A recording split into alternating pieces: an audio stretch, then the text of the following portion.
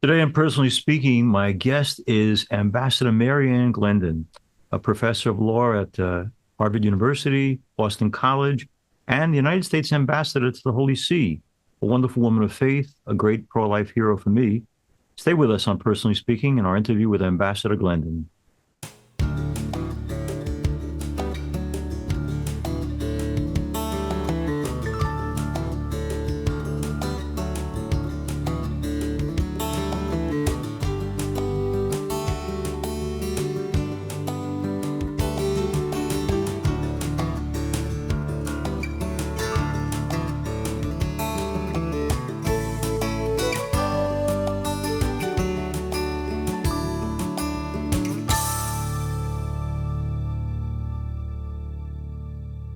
Hello and welcome to Personally Speaking. I'm your host, Monsignor Jim Lisante, and Ambassador Mary Ann Glendon joins me now. Ambassador Mary Ann is a long-term educator and legal scholar who is Professor of Law Emerita at Harvard University and a former United States Ambassador to the Holy See under President George W. Bush. She has headed Holy See delegations to 3 UN conferences, including the 1995 United Nations Women's Conference in Beijing. From 2004 to 2014, Ambassador Glendon was president of the Pontifical Academy of Social Sciences under Popes John Paul II, Benedict XVI, and Pope Francis. She writes in the fields of human rights, comparative law, and political theory. Her most recent book, which we'll talk about today, is called In the Courts of the Three Popes. It is her 10th book and is a memoir-like examination of the way the Vatican works, both diplomatically and in an administrative way, from a frontline observer, which she is. Ambassador Mary Ann Glendon is here with us today to talk about her life, serving as ambassador to the Holy See, and the important value she places on her Catholic Christian faith. Joining me now, I'm so pleased to welcome to Personally Speaking, Ambassador Mary Ann Glendon. Ambassador Mary Ann Glendon is our guest on Personally Speaking. Ambassador, thanks so much for coming on our program. And I wanted to mention that probably late 80s, early 90s, we had one encounter. That's all, unfortunately. It was when you were invited to speak to the pro-life directors of each diocese in the country, and I was one of them for the Diocese of Rockville Center. And after hearing you, this wonderful woman who was pro-life, pro-woman, pro-poor, pro-child, pro-everything good, and teaching at Harvard, no less, and practicing her faith steadily, I asked her at the time, where did you come from? Because you were so unlike anyone I expected to come from Harvard University, and you were just terrific then, and you remain terrific, and I love the book. Now, having said that, people look at you, and you're this mainstream, wonderful woman, super intelligent professor, Boston College, Harvard University, ambassador to the Holy See. But I found it interesting in the book that there are at least 3 moments that I would point out where it was not the usual for you. It was a challenging time, and I want to mention them specifically. One is when being married in an interfaith ceremony, interreligious ceremony was not widely accepted. You had a Catholic parent and a Protestant parent marrying and raising you. And then later on, during the civil rights era, when you got deeply involved in that cause, you marry an African American, which again, back then, big deal. And then finally, this wonderful Catholic woman ends up marrying this great love of hers who is Jewish. And I'm just wondering, when these 3 very challenging moments happened and other people were responding to you, did you find back then people responding with acceptance, tolerance, which can be a little condescending, or were you embraced by family and friends in each of these critical moments in your life? Well, I guess I would have to start with what you mentioned at the beginning. Where did this person come from? Right. And I have to say, there's a direct line through my whole subsequent career from the fact that I was raised in a small town in Western Massachusetts, as you said, a Catholic father and a Protestant mother. And I was born to be ecumenical. Yes. I mean, I loved both. I was immersed in both faiths, and I loved them then, and I love them still. Wow. I loved everything about the the little Catholic Church had opened up a window for me to the wide world, and I mean, it was almost inevitable that I became fascinated by languages from the Latin Missal. And I became fascinated with praying in the same language as people all over the world. And so I became a comparative and international lawyer. And from my Protestant relatives, that was the religion of good works. Yes. We had novenas going on and adoration in the Catholic Church, but they were having bake sales and clothing drives. And it was a crucial time for me, 1963, when there was the March on Washington.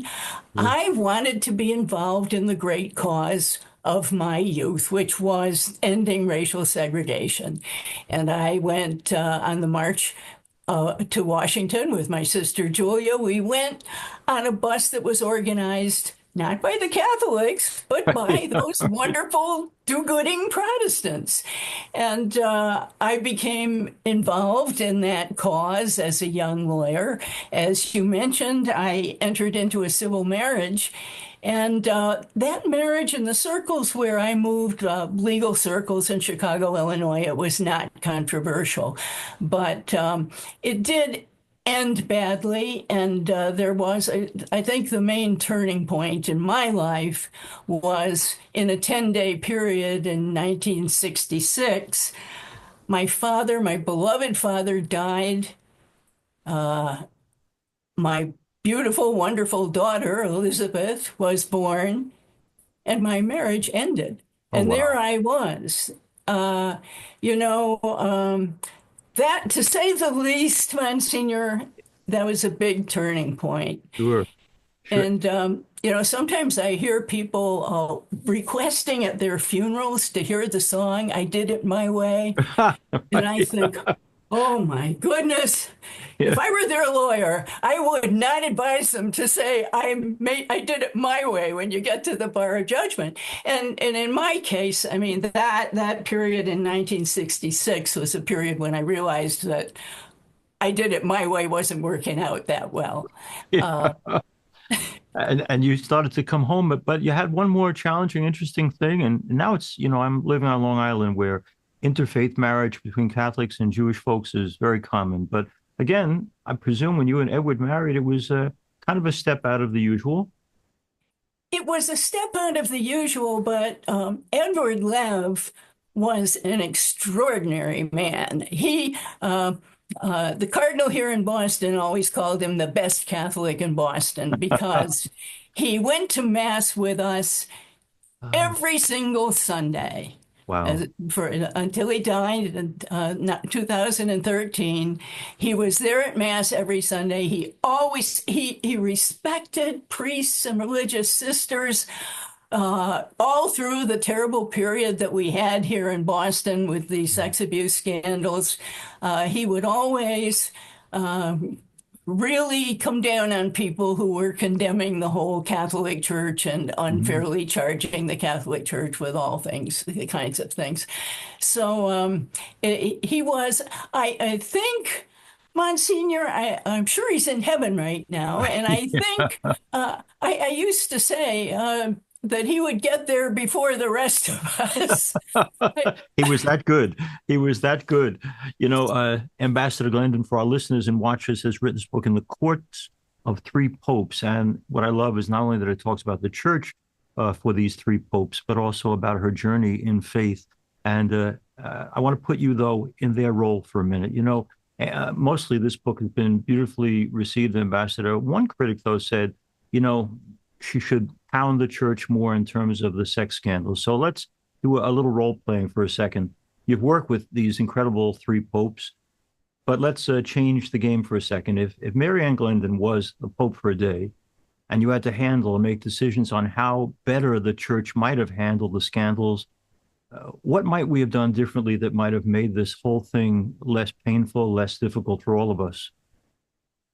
Yeah, I think many church officials went into a panic and acted very hastily. Obviously, the conduct involved was terrible. But you have to keep in mind that the situation drew forth a great many allegations that turned out not to be well-founded. And I think the church did not do as well as it might have with compassion for the real victims of this terrible conduct. All the more terrible because unlike with public school teachers and others who were actually more involved than Catholic priests, unlike those, there's a special trust that was placed in priests by parents and by children. So it was a horrible crime. But what also needed attention was the many priests who have suffered, whose whole lives have been ruined by unfair allegations. And that would be, I think, looking back on what we called 2002, the annus horribilis here in Boston, Right. I would say the two things that bother the most is that the Boston Globe relentlessly portrayed every day for a year the Catholic Church as a special site for abuse of children. That was so dishonest, and they got a Pulitzer Prize for it. But at the And an same Oscar time, for their I movie too. think that much more could have been done from the very beginning of outreach, compassion, everything that was needed to help the people who really suffered. You know, you're reminding me because I had heard of your criticism of the Boston Globe. I often thought, though, that, and it touches on what you just said, no other organization that has people who've been guilty of child abuse pronounces so distinctly and wonderfully the greatness of God's gift of human sexual love, sexual ethics, as we do. So when we put ourselves up there as teachers of a great value and we fail in that value, I can see why we make ourselves an easy target. I'm also thinking of Nixon's interview with David Frost years ago when he said, did the media and the Democratic Congress destroy you? And he said, well, they did, but I gave them the sword. And I'm thinking to myself, how might we as a church be careful to never again give any number of priests who are guilty of this sin? And do you have any particular insight, Ambassador, as to how do we find a way not to fall back into this pattern? Well, I think we're doing much better. I think Cardinal O'Malley here in Boston, who served on and continues to serve on the Pope's Commission for the Protection of Minors, has been very helpful in outlining a new and better approach.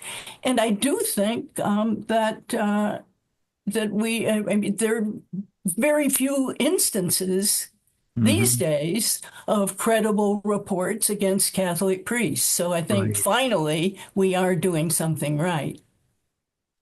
Ambassador Glendon, aside from all the things we're talking about in terms of her law career and her foreign service and her service on papal commissions, also would probably say that her central vocation, one of them at least, has been the gift, the grace of being a mom to three daughters. So I got to ask you, when you are a person who takes their faith seriously, as you obviously do you have any insights, Ambassador, that lots of parents and grandparents who listen to and watch a show like ours and who are scratching their heads off and saying, I love my faith, and I want to know an effective way to make sure that that good faith is passed on to our children and grandchildren. Any particular insight into what works and doesn't work? Well, I'm happy to say, I don't know. I mean, I think the Holy Spirit must have helped because it is a rocky road from childhood faith to a mature faith. And I'm 86, but I'm not saying that I've yet achieved a mature faith. But it's a road filled with potholes, and I think all of us along the way, I myself fell into many of them. I did get some terrific help from a couple of things when I was young, and I've tried to pass that on to my kids. And one thing was a column in my little tiny town newspaper that I read when I was in high school. It was a column by Theodore Hesburgh. Oh, And okay. he said, just at a time when I was starting to read, Freud, Marx, Darwin, stuff like that, he said, if you hear about a conflict between science and religion, you're either dealing with a bad theologian or a bad scientist. And that really set Right. me, that got me right back on the path as far as the intellectual part of the journey that we have to make. And it's not easy. The secular world doesn't make it easy, and it's not fashionable to be a religious kid. No. But that was enormously helpful to me. And Yeah. then other things like Dorothy Day's biography. Hmm. There are books you can give kids to read. Catholic social thought was a wonderful discovery for me. The Catholic intellectual tradition, which at the University of Chicago, where I went to school, Catholic writers they were like gods for our Jewish professors. so, Yeah.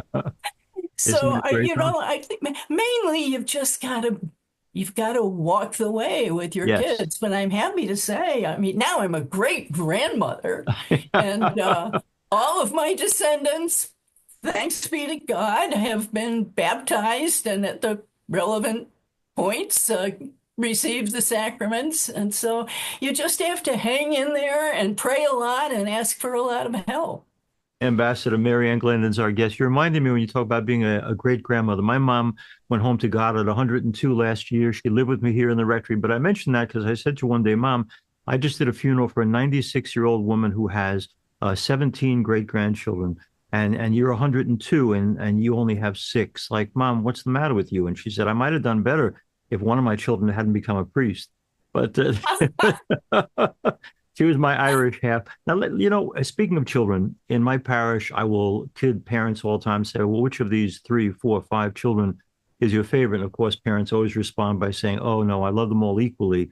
I think that's usually true. But when you write about these three popes, you obviously respect and honor and have affection for all of them. But there's a deep sense of a personal, human, special bond between you and John Paul II. And I love that scene you paint where I think your last time seeing him, where he's afflicted with Parkinson's and can barely talk, and you ask him to repeat what he says, and his question to you is not very pontifical. It's how's the family?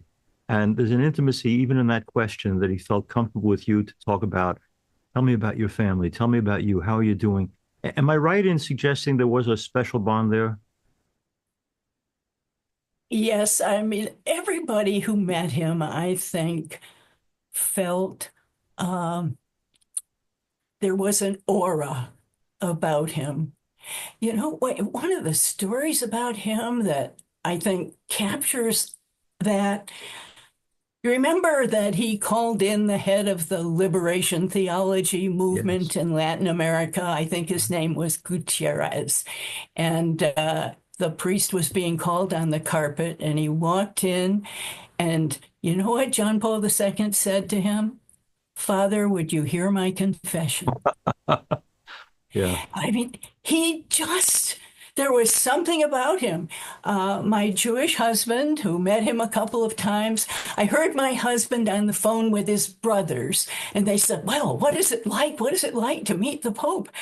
And my husband said, I'm listening to the phone conversation. He said, I know why they call him a saint. Mm. There was something very special about him. Now, you also speak very kindly about Pope Benedict, and I was intrigued by your quote from George W. Bush saying that he was the leader of spirituality in some ways in the world. How did this Protestant president from Texas find he admired Benedict so much as he did? I think you'd find the answer to that in the way that George W. Bush sort of instantly took to Catholic social thought. Richard Newhouse and I and George Weigel had the occasion to speak to the president and give him things to read about Catholic social thought. And he found in it a more easy to understand and communicate formulation of the things that he believed in. Mm-hmm. Isn't that great, though? And I love that he had that bond because not everyone did bond so easily with Pope Benedict, but what a great man he was in so many ways. I want to ask you, too, because I want to get her name right, but I underlined it in the book because I could relate. Cousin Barbara, Oh, Cousin Barbara. Cousin Barbara, who's not crazy about lots of things in the church, primarily because of what she would probably view as an oppression toward women. I mentioned that because I have an older sister who's an attorney as well, Joan, who likes to regularly challenge me by saying, so we come from the same family, the same womb, and same values, and yet, because you're born as a man, I'm born as a woman, I can't do what you can do. And that has caused great strain in her relationship with the church. What do you say to women who feel, whether it's they would like to be ordained priests, or they'd like to see the diaconate opened up to women? For those who make that the line in the sand that indicates the church's approach to women is in fact balanced, fair, and loving, how do you make clear to them that in fact the church has? And you're very honest in the book. I mean, you talk about the fact that the Vatican needs many more ladies and not just lords, but you have said in the book many times that the church is a beautiful place for women. It can do better. But what do you say to those women who feel alienated from or apart from the church because they can't have that particular role? Well, let's start with the fact that many women, I think, when I talk to women like my cousin Barbara, uh, you find that there is some incident where they were really hurt, where their vocation was not respected. And it was often perceived to be not just an individual priest, but systemic in a particular community or part Mm-hmm. of the church. And as I say in the book, my hat is off to my cousin Barbara. I tell about visiting her on her deathbed, where she had the atlas of the world open in front of her, and she's offering every day's suffering for a particular country. And she goes through the whole continent of Africa. I mean, she was a beautiful, wonderful person, but something had wounded her. And I do think that that situation has greatly improved. Let's not talk about the Vatican right now, which is a Right. special case. But if you look down in the capillaries of our church, what we have now are a couple, at least two generations of men who this made a big difference. They went to school with women. They had women friends like John Paul II. They had married friends, women friends. They are comfortable with women and they respect women. And I think in the capillaries of the church, that is already leading to things like some of our great church leaders, instead of having a male secretary, they now have a woman. Mm-hmm. They have appointed, well, in my case, I was appointed to a great many what people like to call decision-making Yes. positions. And there are many people, that I was one of the first, but there are many people. I've been doing interview programs like this for most of my adult life, certainly all my priesthood. And one of the first interviews was with the incredible pro-life film director Frank Capra. I was taken in by his movie It's a Wonderful Life, as many people have. But he said that one of the things he worried about, and he mentions it, of course, in the beginning of the film, It's a Wonderful Life, where George Bailey is sick, and Clarence, his guardian angel, says to St. Joseph, "What's wrong with him? Is he sick?" And they say, "No, and not sick. Worse than that, he's discouraged." And Capra would say that is the great curse of any nation when they become discouraged, when they lose hope. I mention that because in the courts of three popes and in every other public utterance from you, Ambassador Glendon, you come across as upbeat and hopeful, and you see the glasses half full. Are you not given to this seemingly popular inclination, both in the larger world and in our country, and sometimes even in our church, where people seem so hopeless? They're not sure if there's anything to be happy or hopeful about. They're so given to discouragement. You don't seem to be discouraged. You seem to still believe in hope for the future. Am I correct in saying that? Well, where our religion teaches us that the story isn't over yet. Yeah. The best is yet to come. Yeah. I do occasionally feel discouraged. I get very discouraged about the church at times, but a wonderful tonic for me was to read St. John Cardinal Newman's book about the Arians in the 4th century. Now, you may think that's a weird thing, but the fact is, it made me realize the church has been in much worse condition before, and it always finds resources for renewal. And I am confident that that will happen again. I want to thank Ambassador Mary Ann Glendon for many things. I want to encourage my listeners and viewers to get the book, In the Courts of the Three Popes, and you can find it anywhere, and it's so worth your time. I'm a slow reader who read it fast because I loved it and found it interesting and eye-opening in many ways. But I also want to thank her for the gift of her life and her witness. What I said to you many years ago at that pro-life meeting, I mean even more now. Like, where did you come from? So I thank the Glendon family. I thank the Pomeroy family. I thank all the good people who met you along the way and helped you to become the person you are, because you do give people like me and many others a great deal of hope and consolation. So, Ambassador Mary Ann Glendon, thanks for being on Personally Speaking, and please keep on keeping on. We so need you. Thank you for your conversation. God bless. Thanks for being with us on Personally Speaking. If you need to reach me, you can do that at personallyspeakingpodcast@gmail.com. You probably listened to this program on Sirius XM, the Catholic channel, 129, but you can also watch the program on YouTube by searching under Personally Speaking with Msgr Jim Lisante. We're also on Facebook at Personally Speaking with Msgr Jim Lisante, and on Instagram at Personally Speaking Podcast. If you go to Personally Speaking with Msgr Jim Lisante, you are offered not only this interview, which you can watch, but also Sunday Mass. We'd love to have you as a extended part of the Our Lady of Lourdes family from Massapequa Park, New York. I'm privileged to serve as host and executive producer of Personally Speaking. Our producer is Lisa Janovitz. Thanks so much for joining us.